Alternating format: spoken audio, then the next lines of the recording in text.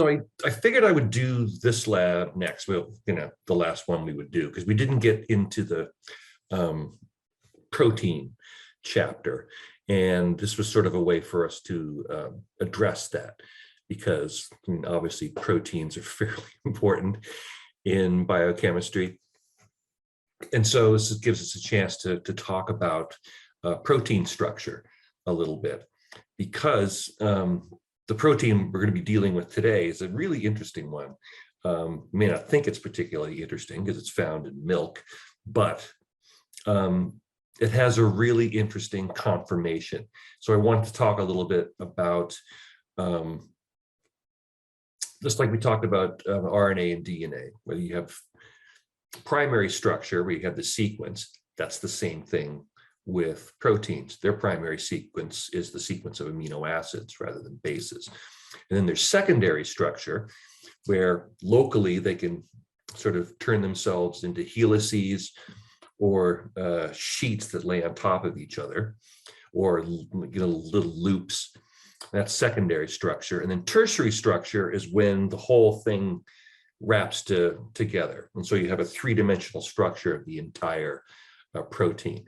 And then a quaternary structure would be when you have many proteins come together to form a complex. Well, casein has an odd sort of complex in milk, where it's just barely soluble. It's not really super soluble in water. And it forms one of those fun things that we talked about actually in lab last week, was the micelle. Not just lipids form micelles. Proteins can form micelles too. Carbohydrates can sometimes form micelles if they're attached to long hydrophobic stretches. And so one of the things about proteins is that their amino acids have a whole bunch of different chemical properties. We know there's amino acids that are positively charged, that are negatively charged, that have neutral charge. There's some that are very hydrophilic. There's some that are very hydrophobic. And usually you find the hydrophobic amino acids buried in the interior, where they can bind other hydrophobic amino acids and interact with them via London dispersion forces. But that's not the case with casein. They tend to form this sort of weird kind of almost long shapes, if you looked at a jellyfish with long tentacles, it sort of forms a structure like that, with the long tentacle parts being the hydrophobic surfaces, and then a whole bunch of casein molecules come together, and they interact with the sort of tentacle part, interact with the London dispersion force in the middle of a micelle. So we're going to talk about how we can take advantage of that to learn a little bit about protein structure, and how you can change protein structure by changing the pH. So let's look at sort of the overview of the experiment. So we're going to use milk. We have milk powder, and I also would like you to try using the milk in your, if you don't have any milk in the house, you just get like just a little bit at the store. Try and get low fat or non-fat milk. Why do you think that would be important, to have low fat or non-fat milk?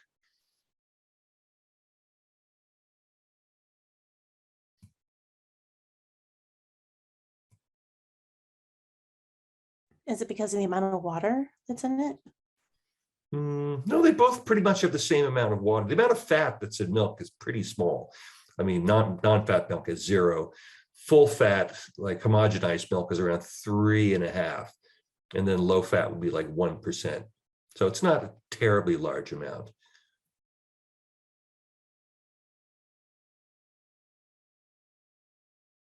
But just think about what I mentioned before about how the sort of interactions that casein has. Casein has interactions with hydrophobic molecules. And the hydrophobic molecules it's going to be interacting with are generally itself inside of a micelle. What do you think might happen to these micelles in the presence of fat?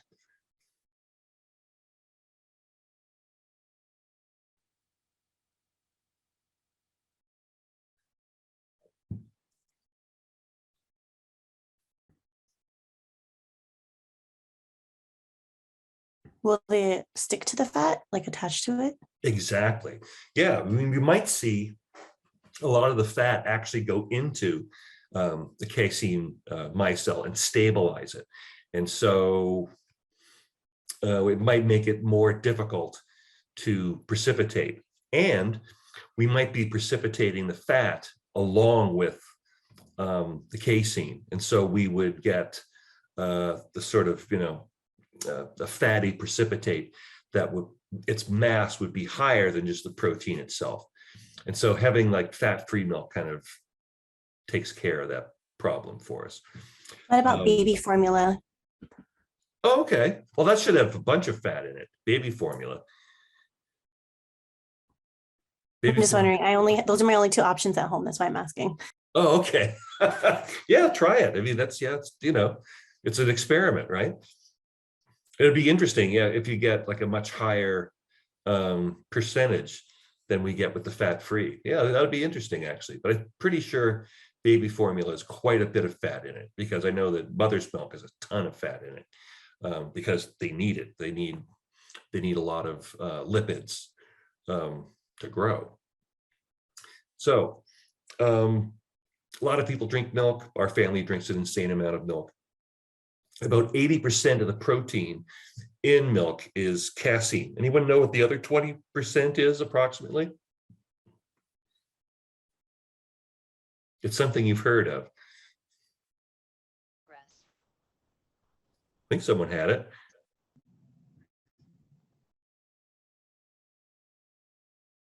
Little Miss Muffet had something to do with it. Protein? So it is a protein. Casein is about 80% of the protein. And the rest is mostly a different kind of protein that I think we know, you probably heard of. Is it whey? It is whey, exactly. Yeah, so whey and casein, basically we use those to make cheese. So casein is very poorly soluble in water, as I mentioned before. And so it's not really in solution. It's in a suspension. It's in a suspension of these micelles. So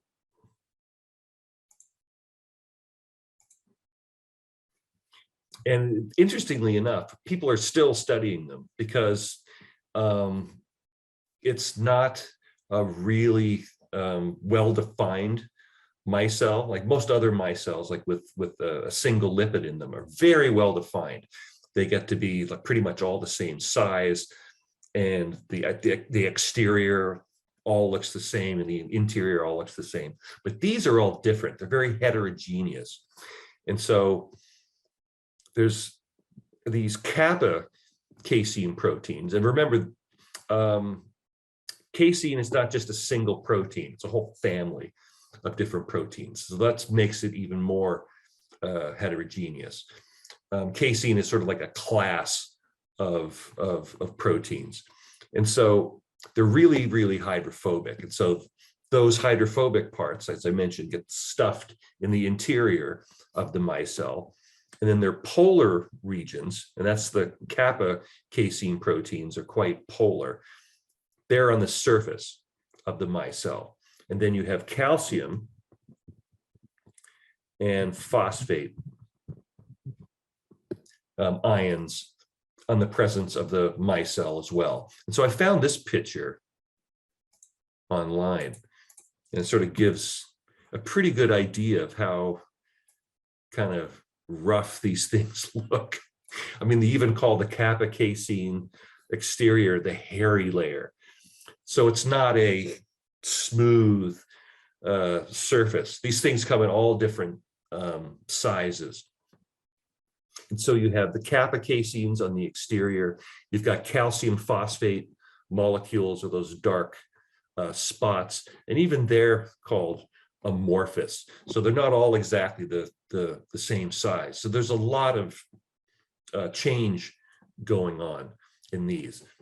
And then on the interior will be buried the hydrophobic residues. And so the interaction of the micelles and these charged molecules and these polar layers on the outside, they all interact with the water. And it helps keep the micelles suspended in the liquid phase. So they're not exactly dissolved in the water. They're sort of suspended in the water. So these micelles are light enough so that they stay suspended. But if you were to spin the milk at a very high speed, they would just drop to the bottom. So one way we could separate the proteins from the water is changing the pH of the milk. So we're going to use acetic acid to change the pH of the milk. And what we're going to try and do is lower the pH to a point where we reach the isoelectric point of the caseins. What's the isoelectric point of a protein?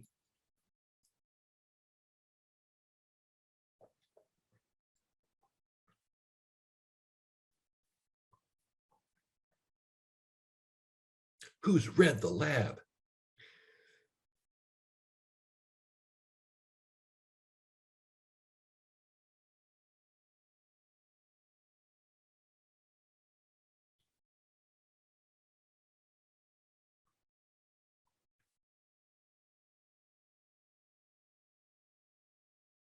Well, you can read it right here. Then I'm going to, the next slide, I'll demonstrate it a little bit more.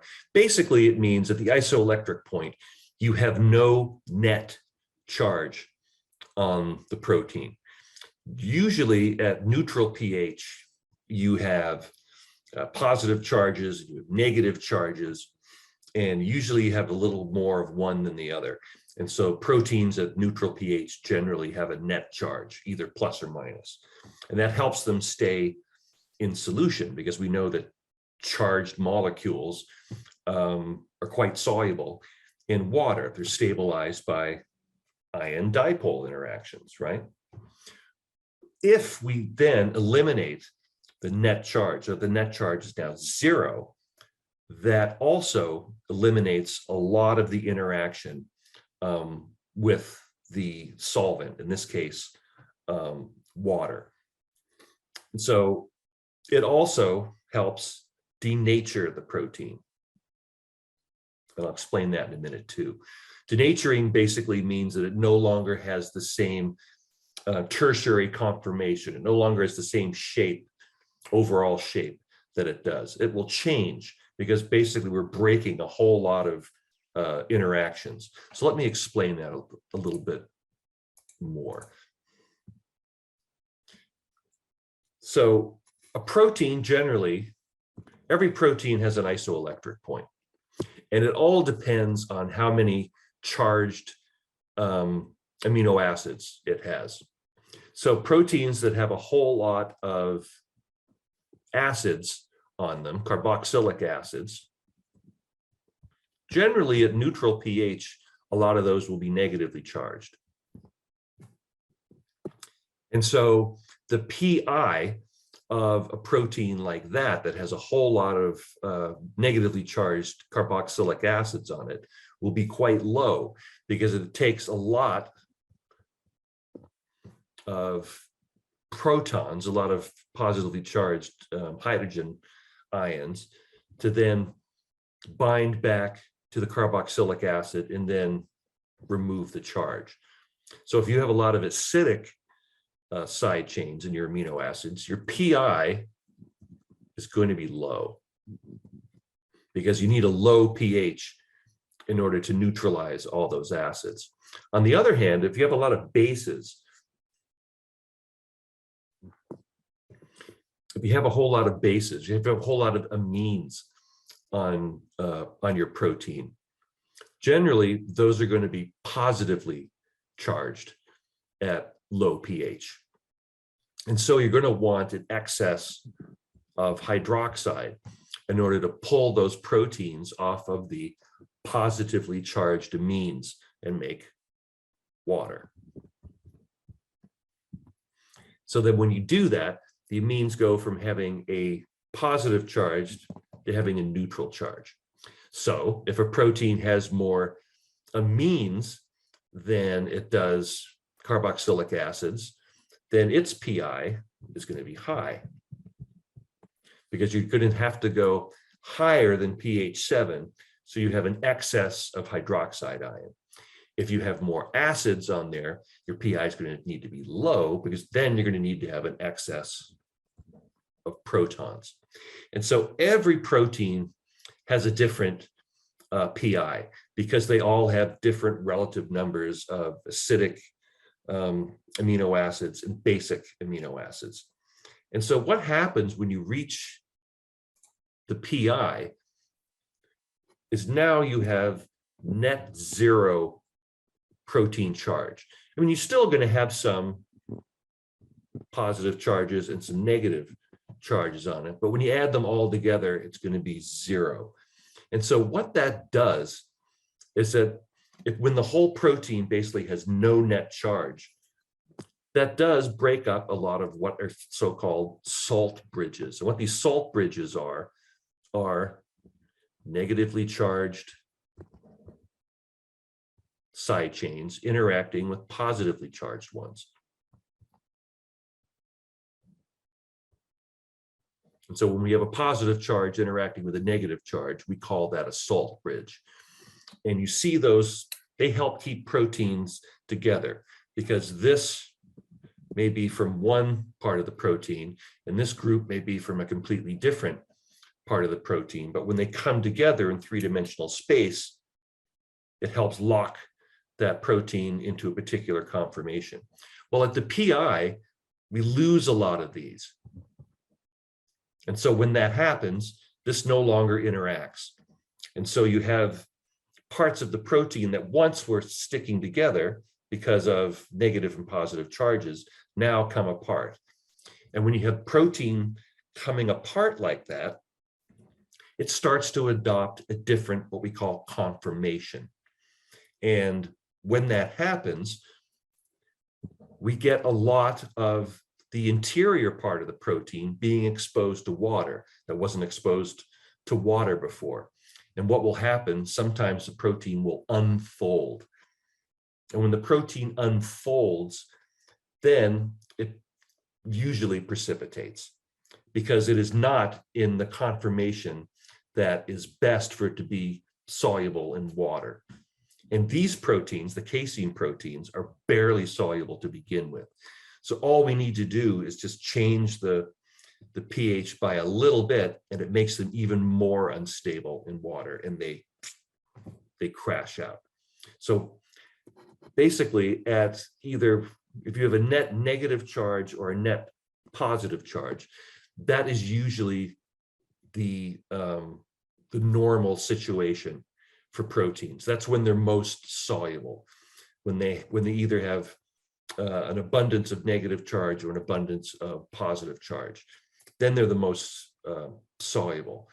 When the net charge is zero, that's when they're least soluble and least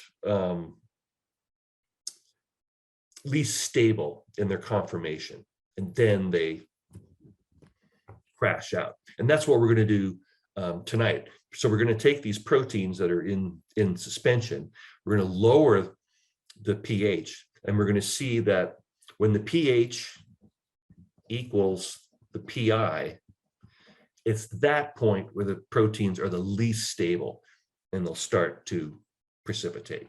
So we're going to take the pH of the milk before we add anything, and then at the point where we start getting precipitation.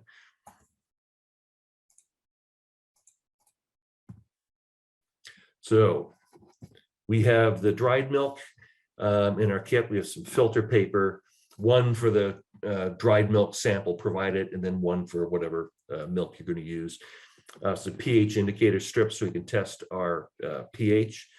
A funnel, because we want to funnel away the liquid from the protein precipitate, and hopefully you've brought some vinegar, either from the chemical kit or some that you've got at home. And then we just pipette for transferring the vinegar to lower the pH, plastic cup, balance, beaker. And I think we still, hopefully you still have some of those medicine type cups. I think they hold around 25 mils of material. We're going to put 10 mils of milk in them and then add the acetic acid from there.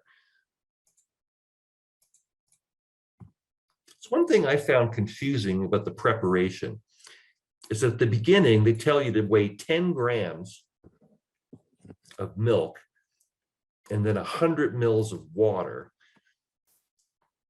and then mix it together. But then they're only going to use 10 mils of that.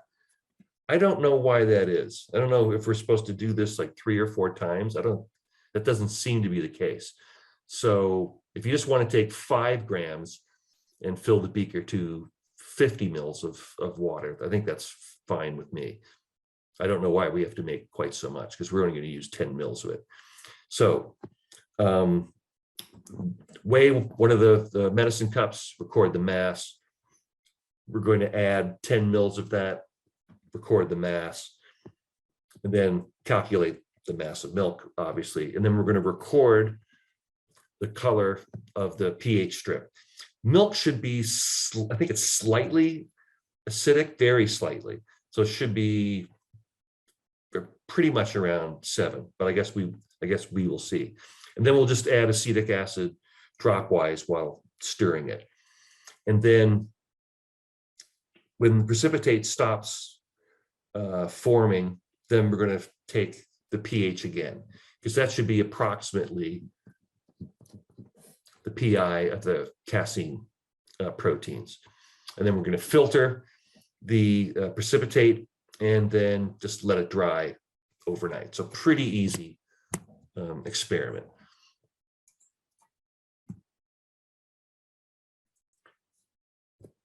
So then you're just going to record the mass the next day after it's all nice and dry and figure out what the percentage of casein is in milk by mass. Now remember, it said that 80% of the protein in the sample was casein, but it didn't say it was 80% protein. That would be insane. So I mean, most of the mass in milk is what?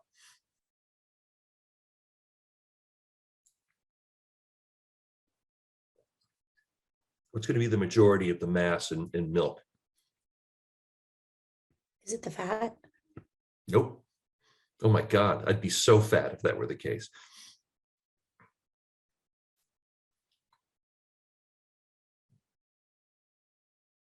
Then is it water? It's water, exactly. It's mostly water, like us. You know, we're 75% water. I think milk is somewhere around 80, 85, 90% water. So yeah, so I looked up the percentage, and cow's milk has around 3% casein. So we should be shooting for somewhere around 3. So it may be different for this non-fat stuff, because who knows how much it's been changed by, I don't know, drying it out and what other kind of stuff they've added to it or removed from it. But somewhere around 2 to 4% should be what we get. Okay. So so the first thing to do is just be to make up the dried casein, the milk, and just rehydrate it with water. Like I said, I'm pretty sure that the 50 mils and 5 grams should be more than sufficient. I don't know why they have us make so darn much, but because we're just going to do this once, and then you'll repeat it later. You can do it tonight or you can do it tomorrow with some other kind of milk. If you don't have any milk in the house, you can do it tomorrow. Just get yourself a small container. All right, so is everyone ready? So I'll be back in about 7 minutes or so, and we'll get started, okay? All right.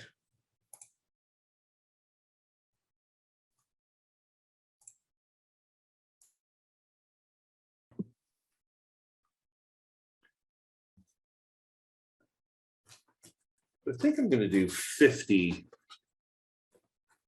mils and 5 grams.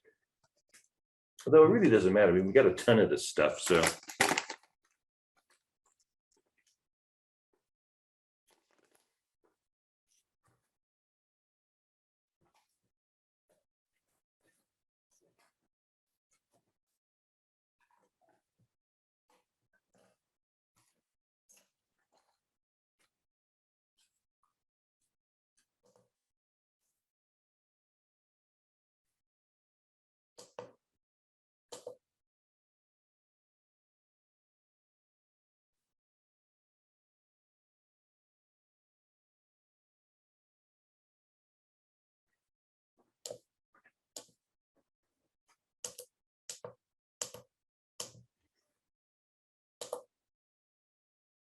There we go.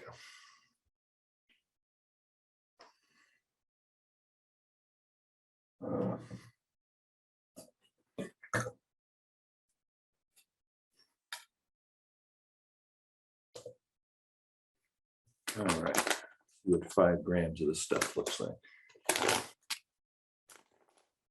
Oh, even have my trusty scissors here.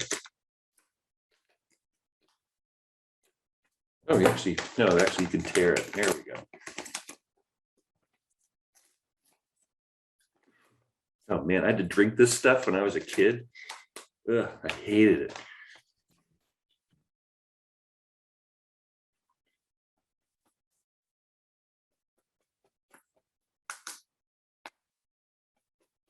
Yeah, there's that yellow color I remember so well.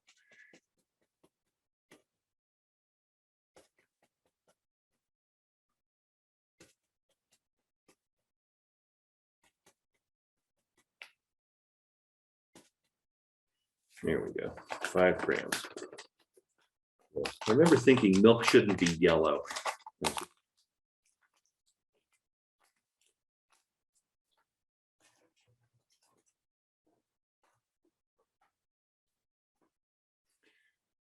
So 50 mils of water.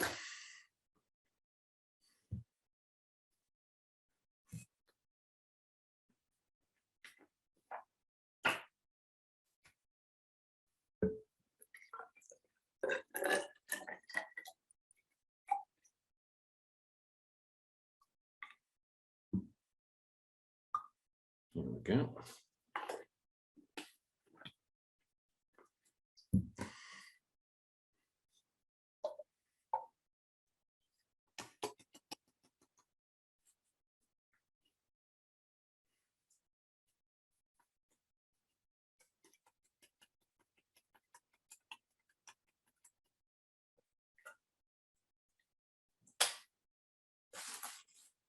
And now we stir and stir. I have no idea how long this is going to take.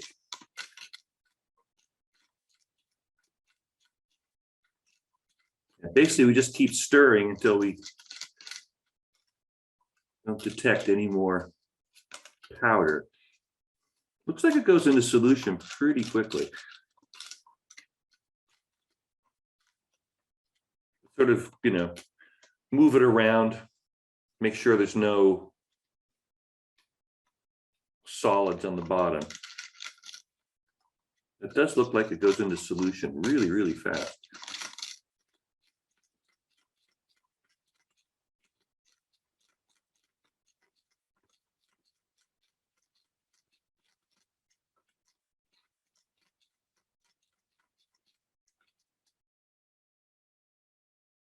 Yeah, it's impressive how quickly that goes in.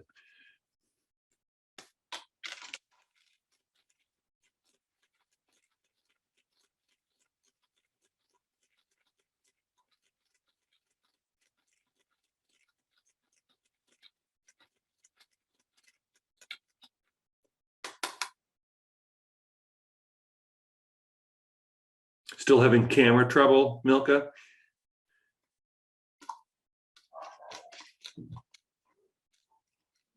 I'm still getting my stuff ready. Sorry. Oh, no problem.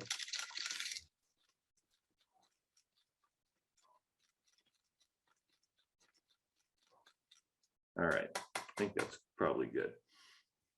Oh, now remember, we want to check the pH.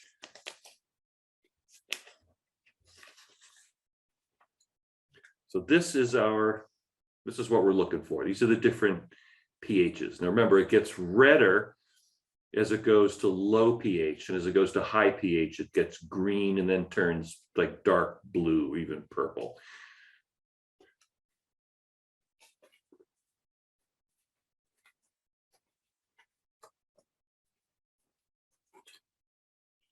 It's sort of like the universal indicator we used before. These pH strips basically have been soaked in universal indicator. So we should get a fairly good indication of what our pH is. So all you need to do is just sort of touch it.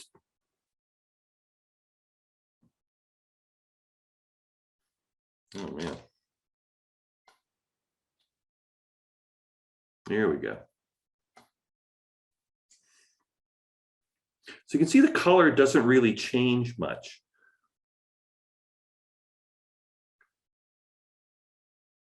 We wouldn't really expect it to, but it has changed slightly. So the color of the dry, you can see is kind of orange, and just below it, if we hold it up next to the card, I would say it's somewhere between 6 and 7, which is sort of what I figured it would be.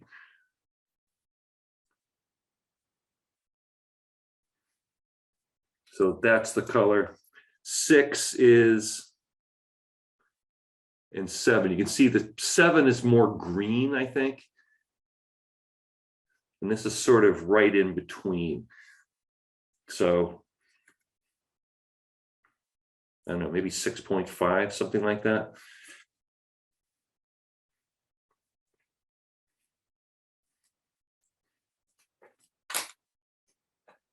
All right, so now we take our little medicine cup here.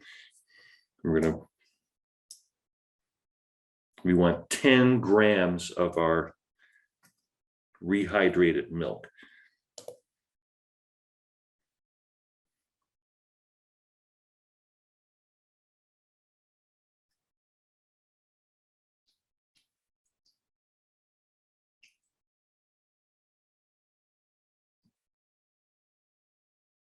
I went a little over, so 10.35. So let's record that.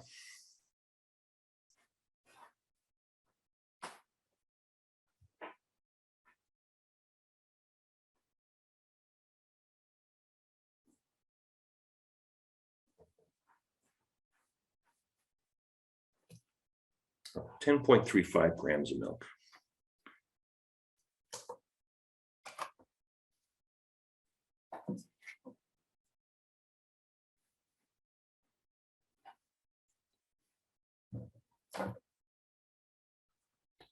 So what I'm going to do, I'm going to put my acetic acid, my vinegar, basically, in another one of these cups, and then use a pipette to transfer it over.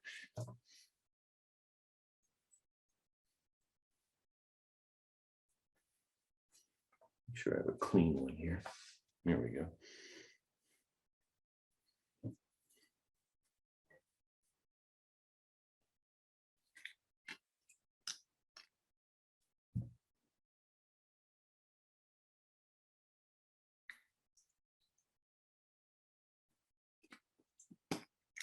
Yeah, it's never a good idea. It's not a good habit to get into if you're gonna be working in a lab. You never really want to take reagents directly out of the bottle. And that goes for solids as well. Generally, we transfer them to something else. And then what we don't use, we throw away. So that way, we keep our original source material uncontaminated by our, I worked in a lab where we made RNA. And so as we learned in our lesson yesterday, RNA is really, really unstable. And so we had to wear gloves all the time because in your skin, there are enzymes that are called RNases, and they digest RNA. It's one of your body's so-called innate immunities. So it sort of helps if you get a virus on your skin, it will digest the RNA in there. So we definitely don't want to contaminate anything. All right.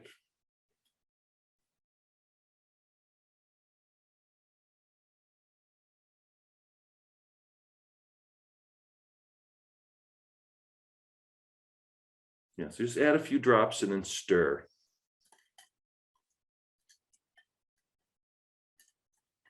I know that there's a recipe for sweetened milk proteins in India. Is there a similar recipe in other countries? So I've had like sweetened milk. Actually, I had a friend of mine make these sweetened milk balls. They're really, really good. And basically doing exactly what we're doing now. Just precipitating out the protein.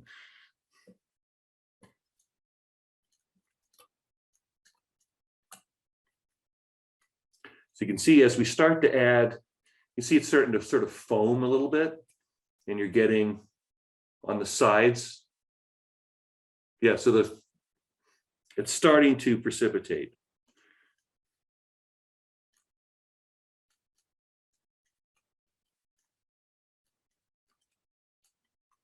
So basically what we're looking for is to get a protein layer and this sort of at the bottom, and a kind of, we should get kind of like a yellowy liquid on the top.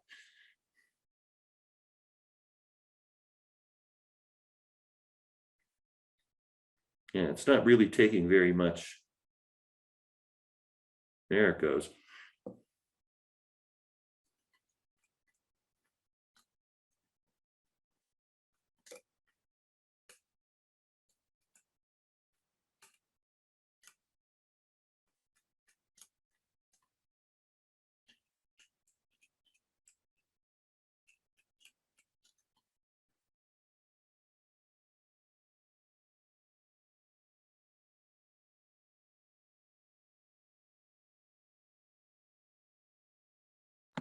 So we should stop once we see that separation, is that right? I think it's when we no longer see any further separation. I think that's those were the instructions. Because remember, this isn't just a single protein we're precipitating. It's a whole class of them. And so I imagine that they don't all have exactly the same PI.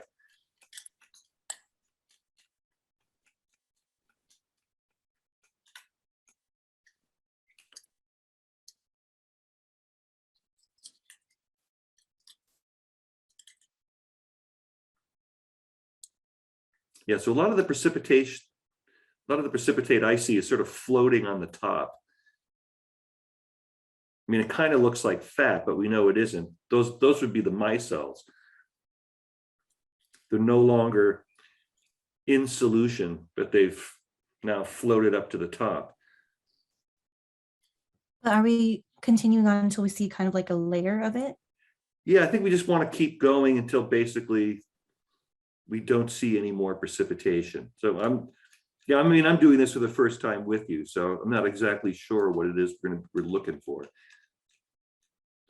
How do we know exactly when the precipitation event is over? It's kind of hard to say, you know?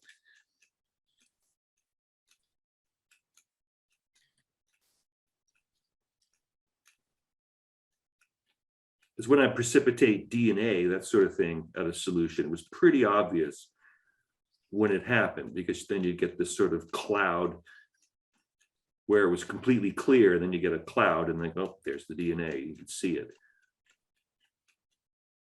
But here we have a sort of, we already had a sort of cloudy solution. Mine is really clear at the top and then it has a bunch of floaties at the bottom. Oh, let me see what it looks like, Rena. I don't know if that's very clear. Oh, oh, it's Cassandra. Oh yeah, that looks good. How much, that looks perfect. How much acetic acid did it take? Ooh, I wasn't counting the drops. I did it maybe like 12 12, what? drops of the acetic acid. That's it? Yeah. Wow. I'm pretty sure I've added about maybe 1.5 mil, and it doesn't look like that for me. Maybe I should just let it sit for a minute. Yeah, when I let it sit, everything settles at the bottom. Okay, yeah, I think that's what I'll do then.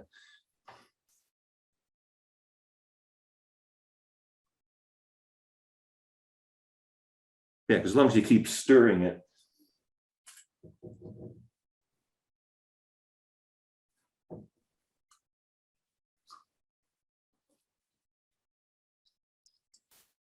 Oh, there it goes. Yeah, I see what you mean. Yeah. Mhm.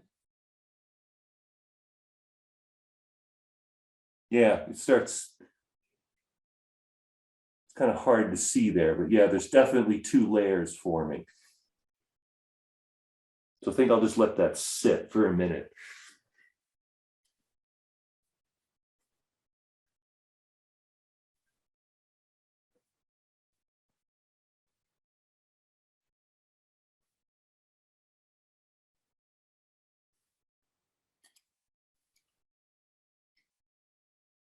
Yeah, that looks pretty good. Okay, yeah.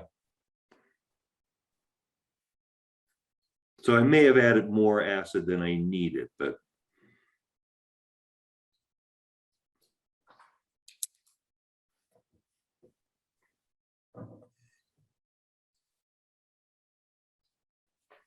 so it may affect the pH reading I'm going to get, but at least I'll know I've precipitated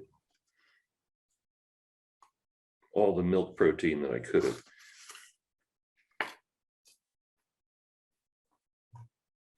Yeah, so instead of dabbing it this time, I'm just going to put it right in and see what I get. First, I just let it mix a little bit.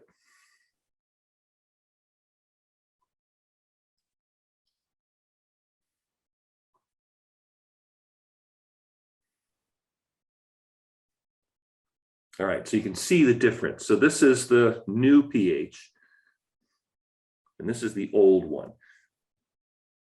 So you see it's gotten considerably more red-orange than it was before. So I'd say it's gone from about 6.5 to now somewhere between 4 and 5. So maybe somewhere between 4 and 5, like maybe a little closer to 5. So maybe like 4.6.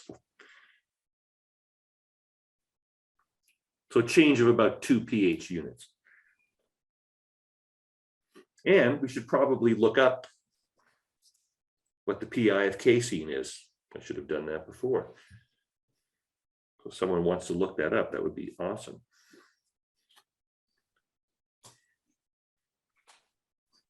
So now let's set up, so we'll let this sit and fall to the bottom. We can fold our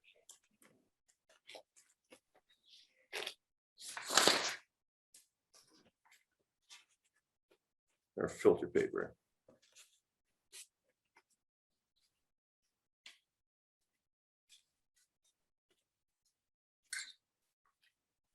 And we also want to get the mass of the filter paper. That's important. Because it'd be much easier to weigh the filter paper plus the protein than try and scrape all the protein off, as you probably figured out with your soap.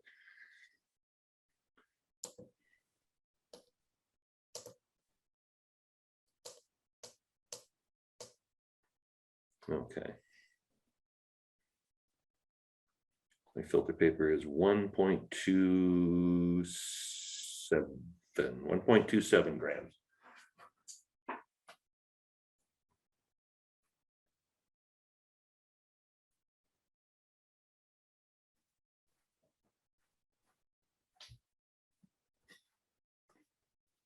Okay.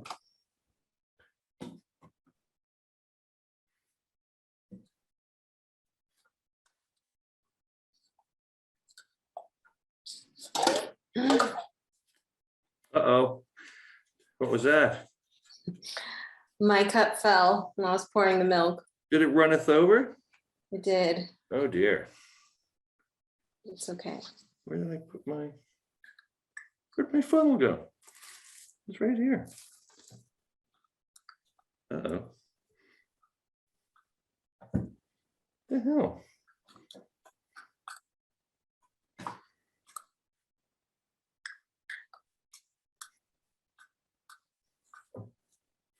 I literally just took it out. Oh, there it is.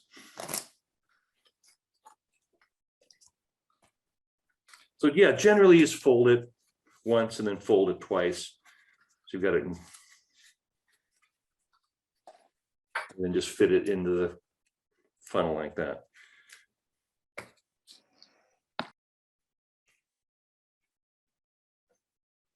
Yeah, so we're going to want to get all of the protein out of here. So what I would recommend is, I guess what we could do is actually rinse it with a little acetic acid, since the acetic acid is going to keep the protein precipitated. Because if we use water to rinse it, some of the protein may go back into solution, and we don't want that.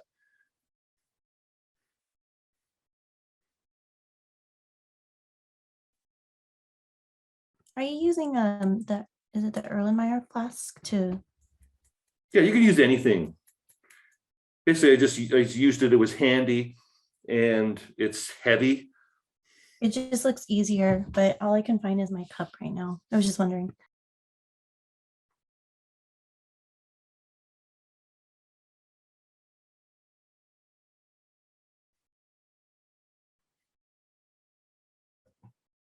And that goes through pretty quick, actually.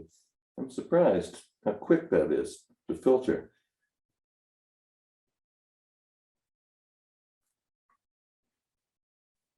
So what we want to do is rinse this with acetic acid and sort of see if we can get all the protein off the side. So that's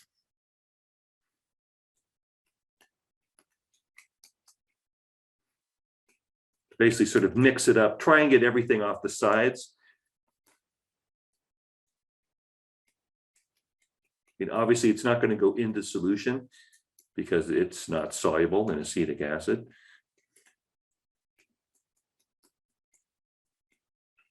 But you want to collect as much of the protein as you possibly can for our yield.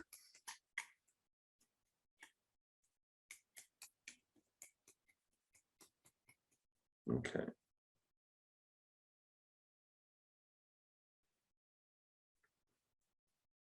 And you can just do that one more time. Probably wouldn't be a bad idea.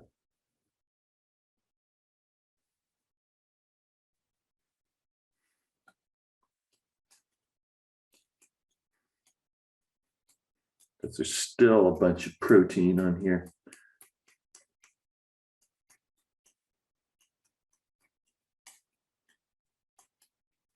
So if we expect around 3% of the total mass of the milk to be casein, and we start it with 10 grams of milk, about how much casein should we see?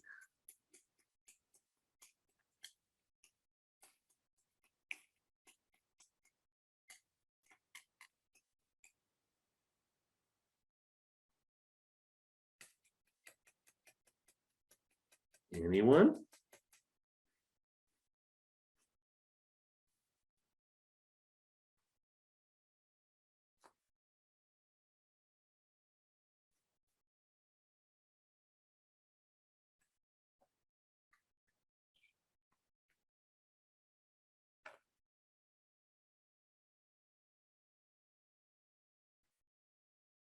What should be the mass of our product approximately?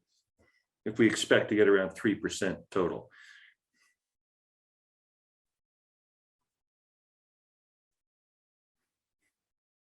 Start it with 10 grams. So how much should we see? Should need a calculator for this one.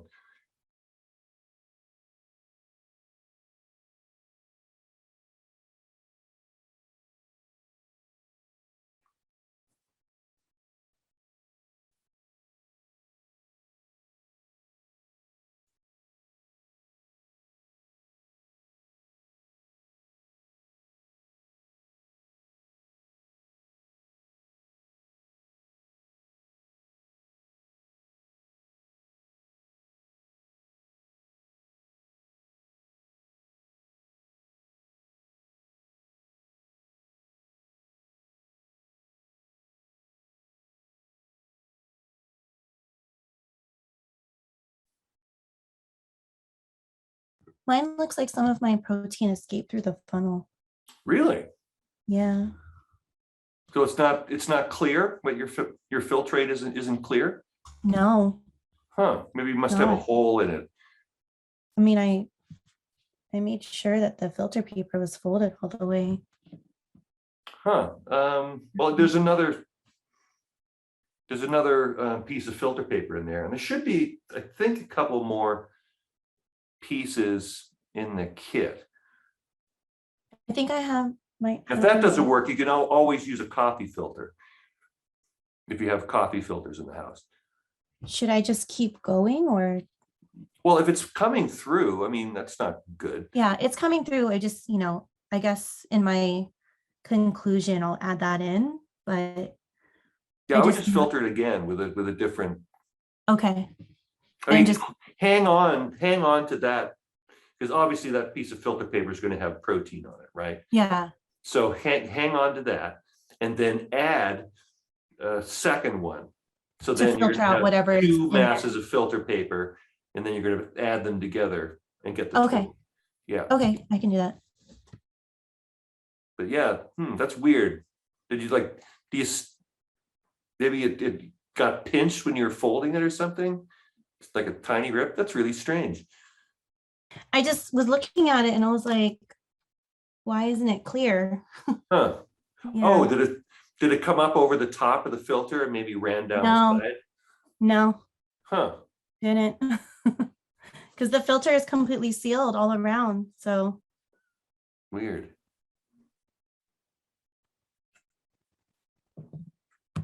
Yeah, because at this point we're basically done, because there's no point in getting the mass of the paper tonight because it's wet. So most of the extra mass is going to be acetic acid. Maybe it would be a good idea just to give it a quick rinse with water. Actually, no, it's still got a bunch of filtering left to do. I've got quite a lot of liquid in there.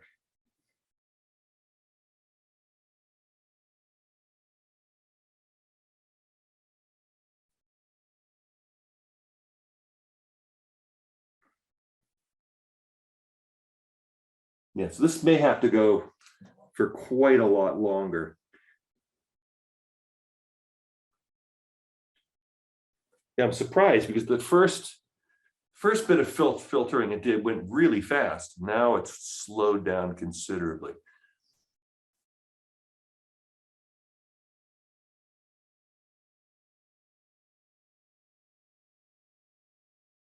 So I probably have precipitated protein all the way around the filter. It's blocking the flow of water.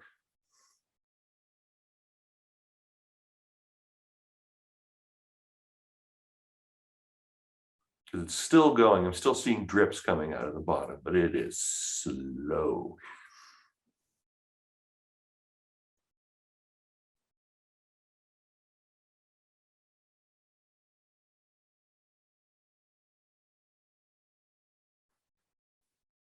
Yeah, and if it's going to be this slow, you may want to do the second half tomorrow with a different milk sample. Or if you can just, wait it out.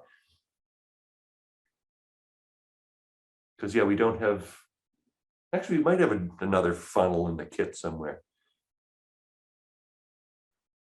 I think we There's do. two. I think we do have another funnel, right? Yeah. There is. I was just gonna, for the one that there might, you're right, there's probably a hole in there. I'm gonna use it to refilter the other. Yeah, so you probably just take that out and then let it dry. The filter Yeah. that's in there with the hole in it, yeah, just take it out and let it dry. So that's going to have the majority of your sample in it.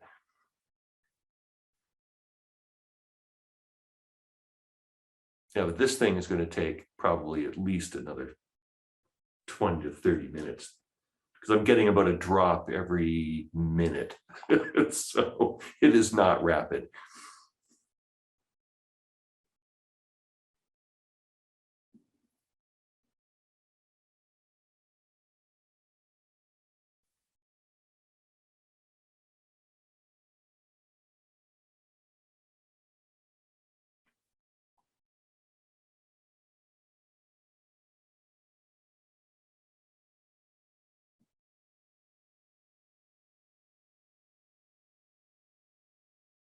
Oh, so what I will do, I will just let this go. I will post the reports to Canvas, the Word and the PDF. So let me pause for a minute. I will do that. Sure. So if you have fat in the milk you're using, it's probably going to have some of that fat inside the micelle with the casein. So it should so the precipitation may look totally different. Yeah, it'd be interesting. You may need to add more. Acetic acid to get it to go. So what's it looking like? Can you hold it up? Yep. Are you seeing this stuff sort of starting to stick to the sides a little bit? Yes, but a lot smaller than the first one. Mhm. And like I can see it. You have to be like super close to it to be able to see it. Oh yeah, well, it's kind of like what mine looked like the first time. But mine had a lot of floaties by this time. Oh really? Oh, so you're not seeing anything float on it yet? No, I just see that ring around the sides, but there's no real change in the milk itself. Interesting. Got like Well, a clear layer on top, I guess. that's why it's called an experiment, right? Because Science. we don't know how it's going to turn out until we do it. So yeah, I'm going to be interested to see what result you get with that. Me too. All right, let me open the.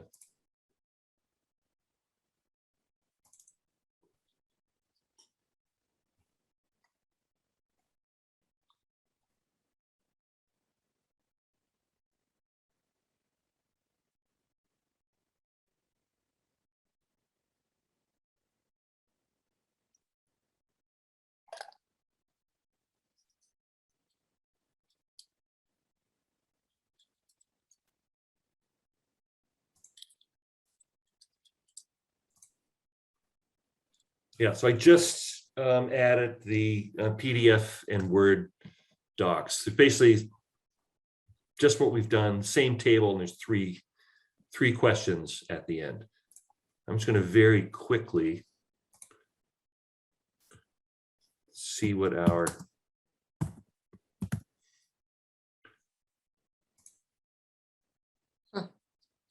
oh man, there you go. So I estimated that the pH of my solution was around 4.6, a little closer to 5 than 4. Anyone want to take a guess at what the PI of casein is? 4.6. So looks like we pretty much nailed that right on the head.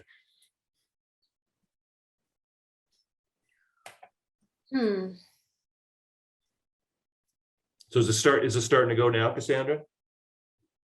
Yes, but like it's a lot more subtle, and so it's kind of hard to tell. Like, am I done? Hmm. Is this like the most it's going to? Because the more I add, just kind of stays looking the same. Oh, it's not changing at all. Not really. Huh.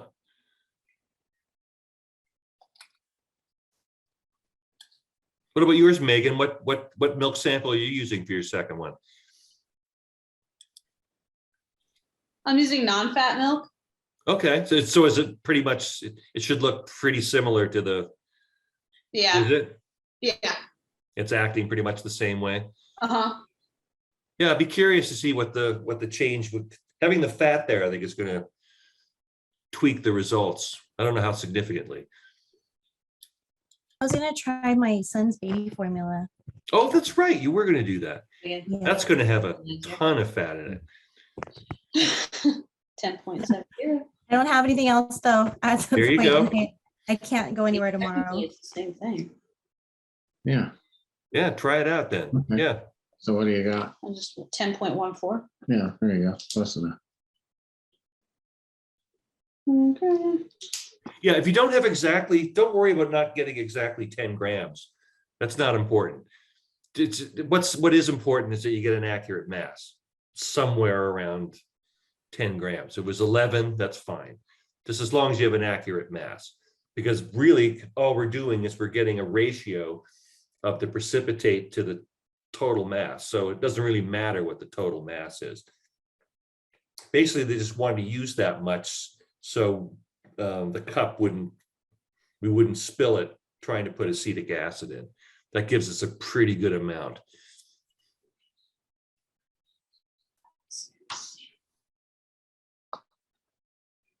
Yeah, so if you have 11, even 12 or 13, I think it's probably fine. Just get an accurate mass. So Karina, are you doing a second sample tonight too? Haven't got one? You're not a milk drinking family? We have milk, but we just used the last of it this morning. So probably Yeah. came home with milk, but I'll do it tomorrow. Yep. But I'll probably do Yeah, my tomorrow. son is constantly putting back like the empty thing of milk, Yeah. and he's not old enough that I can whack him and send him to the store to get some. Yeah, we eat a lot of cereal. Yep. hmm Yeah, I do love some cereal in the morning. Yeah. I can't help myself. We'll eat it for like after dinner or something and breakfast. So Yep. All right, so anybody have any questions? You can see this is fairly straightforward. It's just a matter of making sure the filtration goes okay. Did anybody else's really slow down after the initial, after it washed? Yours did, Karina? Yeah. So I'm just gonna have to let that go overnight, I think, and then take it apart and see what it looks like in the morning. Here, I'll come and check on it in an hour or so. So what formula are you using, Lizelle? It's just like a Target off-brand one. Oh, okay. Yeah. Yeah, I remember we were man, this is a long time ago, but I remember being bombarded with formula. You're getting formula from all these random places. Would this work with breast milk? Oh, yeah, I mean, any kind of milk, but I think, yeah, breast milk is so high in fat. I'm just that curious. It would be, yeah, I'm not sure. I mean, yeah, I mean, you would precipitate out the proteins, but breast milk, I think has around 5 or 6, maybe even 7% fat. That I was it just might be wondering. difficult I still to have get it. a frozen scratched stash, out. so Hmm? I was thinking if I want to try it. Yeah, Just well, for fun. it's a unique. You know, probably be the only one in class to give that one a try. Yeah, I remember when our freezer used to be filled with this stuff. That was a long. Done.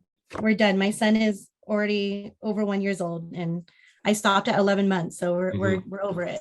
Yeah. Should have all the antibodies he needs at this point.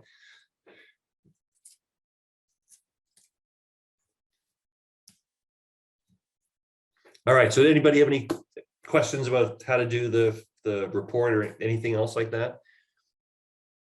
Oh, Milka, you got it working. Nice.